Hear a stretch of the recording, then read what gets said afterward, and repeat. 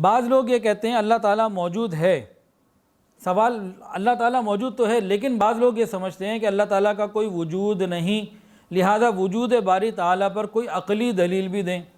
سوال کیا ہے کہ بھئی اللہ موجود تو ہے، لیکن بعض لوگ کہتے ہیں کہ موجود نہیں ہے، تو کوئی عقلی دلیل بھی دے دیں۔ ایک تو نقلی دلیل ہوتی ہے نا کہ اللہ نے کہا میں ہوں، موجود ہوں، اللہ ہوں، ٹھیک ہو گیا، لیکن کوئی عقل میں بھی کوئی دلیل ہو تو وہ بتائیے۔ تو اس کا جواب لکھتے ہیں کہ سوچنے کی بات ہے، معمولی سا کام بھی بغیر کسی کرنے والے کے نہیں ہوتا۔ اتنی بڑی دنیا، اتنا بڑا کارخانہ عالم، یہ سورج اور چاند کا نظام، یہ دن رات کا آگے پیچھے آنا، موسموں کا بدلنا، بارش کا ہونا اور کبھی خزاں کا ہونا، یہ سارا نظام اتنے منظم اور بے داغ طریقے سے جو چل رہا ہے، آخر کوئی تو اس کا چلانے اور بنانے والا ہوگا۔ امام اعظم امام حنیفہ رحمۃ اللہ علیہ کے زمانے میں کسی شخص نے دعویٰ کر دیا کہ اللہ نہیں ہے۔ کچھ ایسے بھی سرفرے ہوتے ہیں، اللہ کے وجود کا انکار کر گیا۔ اچھا، مناظرے کا ٹائم طے ہو گیا، امام صاحب سے ٹائم طے ہو گیا اور لوگ بھی جمع ہو گئے۔ بالفرض آپ سمجھ لیں کہ صبح 9 بجے کا ٹائم طے ہوا، وہ تو وقت پہ پہنچ گیا، امام صاحب نہ پہنچے۔ اب 9 بج گئے، کچھ دیر گزری، شاید 10 بج گئے، پھر شاید 11 بج گئے، کچھ دیر گزرتی رہی۔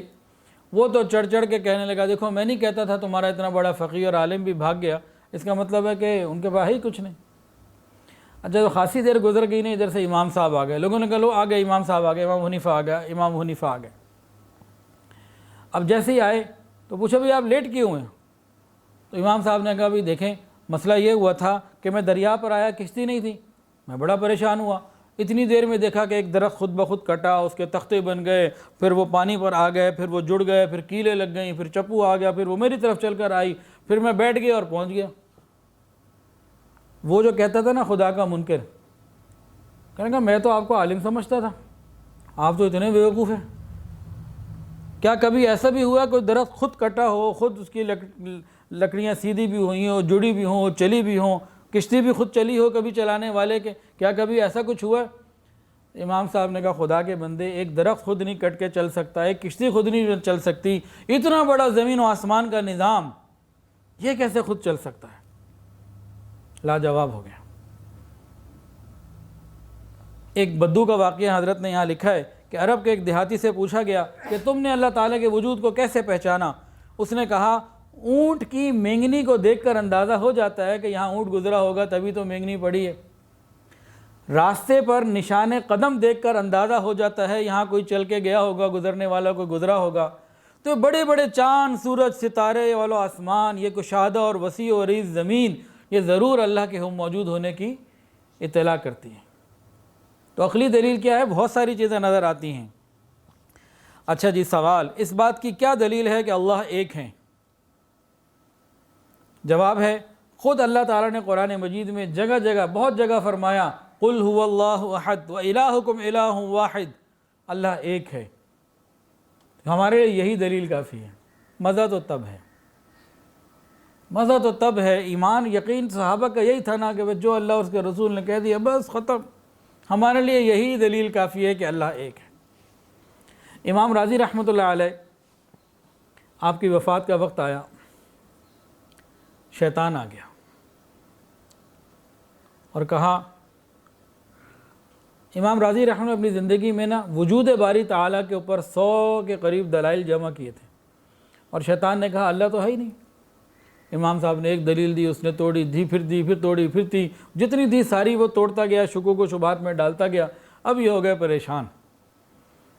اتنے میں جو ان کے شیخ تھے نا، نجم الدین کبریٰ رحمۃ اللہ علیہ نام تھا، بہرحال جو ان کے شیخ تھے وہ دور کہیں تھے، اس وقت وضو فرما رہے تھے۔ ان کو کشفاً اللہ نے اطلاع دی کہ امام راضی کا آخری وقت ہے اور یہ کیفیت ہے۔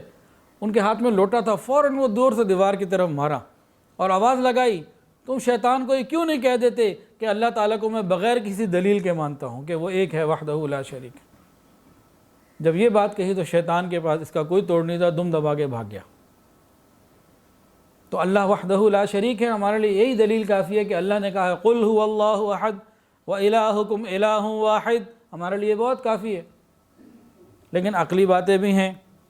بعض لوگ اللہ کے وجود کو تو مانتے ہیں لیکن ایک سے زیادہ کا، جیسے ہندو ہیں، کتنوں کو مانتے ہیں، یہ بارش کا، یہ پتہ نہیں گرمی کا، یہ سردی کا، اور یہ رزق کا، یہ کاروبار کا، یہ پتہ نہیں کون کون سے بنائے ہوئے انہوں نے۔ تو اس کے لیے عقلی دلیل کیا ہے؟ جواب یہ دیتے ہیں کہ ایک سے زیادہ معبود ہونا عقل اور فطرت دونوں کے خلاف ہے۔ ذرا سوچئے، دنیا کے ایک چھوٹے سے ملک کے اندر بھی ایک وقت میں 2 حاکم نہیں ہو سکتے، چھوٹے سے ملک میں نہیں ہو سکتے۔ تو اس کائنات کے اندر، جس میں صرف زمین ہی نہیں اور کتنی کہکشائیں ہیں، وہاں زیادہ ہو تو یہ سورج اپنے ٹائم پہ روز تو نہ نکلے، پھر کیا ہوتا؟ تو 2 خدا ہونے، 2 ہو ہی نہیں سکتے، ایک ہی ہے۔ اچھا دیکھیں آگے لکھتے ہیں حضرت کہ 2 خدا ہونے کی صورت میں یا تو دونوں میں اتفاق ہو جاتا یا اختلاف ہو جاتا۔ اگر اتفاق ہو جائے تو اتفاق ہمیشہ اتفاق ہونے کی صورت میں دوسرے خدا کی حاجت ہی نہیں رہتی۔ جب ایک کا ارادہ اور فعل کافی ہو گیا اور مکمل ہو گیا، پھر دوسرے کی حاجت ہی کوئی نہیں۔ جب دوسرے کی حاجت نہیں تو زائد بھی ہو گیا، معطل بھی ہو گیا۔ زائد اور معطل ہونا اللہ کی شان کے خلاف ہے کہ وہ زائد ہو جائے یا معطل، تو معلوم یہ ہوا کہ 2 نہیں ہو سکتے، ایک ہی ہے۔ اچھا اگر 2 ہوں یا کئی ہوں اور ان کے اندر اختلاف ہو تو اس کی دلیل کیا ہے عقلی؟ بھئی ایک چاہتا ہے کہ زید مر جائے اور دوسرا چاہتا ہے کہ زید زندہ ہو جائے۔ ایک چاہتا ہے زید مر جائے، وہ مارنا چاہتا ہے، اور دوسرا چاہتا ہے کہ وہ زندہ رہے۔ جو زندہ رکھنا چاہتا ہے اگر اس کی بات پوری ہو گئی تو جو پہلے والا تھا جو مارنا چاہتا ہے، جب وہ لاچار ہو گیا، عاجز ہو گیا، وہ کسی قدرت والا نہ رہا، تو اللہ رب العزت کے لیے عاجز ہونا اور یہ اس کی شان کے خلاف ہے، ہو ہی نہیں سکتا۔ اسی طرح جو زندہ رکھنا چاہتا ہے وہ زندہ رکھے اور دوسرا مارنا چاہتا ہے وہ مار نہ سکے، تب بھی وہ عاجز ہو گیا، اور عاجز ہونا یہ قدرت کے خلاف ہے اور یہ اللہ کی شان کے خلاف ہے۔ تو اس وقت اگر زید کو زندگی ملی تو دوسرے خدا جس نے زید کی موت کا فیصلہ کیا تھا وہ عاجز ہو گیا، اور عاجز خدا نہیں ہو سکتا۔ لہذا ثابت ہو گیا کہ خدا ایک ہی ہے۔ یہی دلیل اللہ نے قرآن مجید میں پیش کی ہے، لو کان فیہما آلہۃ الا اللہ لفسدتا، اگر ایک سے زیادہ ہوتے تو فساد ہو رہا ہوتا۔ ایک کہتا سورج مغرب سے نکلے، ایک کہتا مشرق سے نکلے۔ تو وحدہ لا شریک، اللہ ایک ہی ہے۔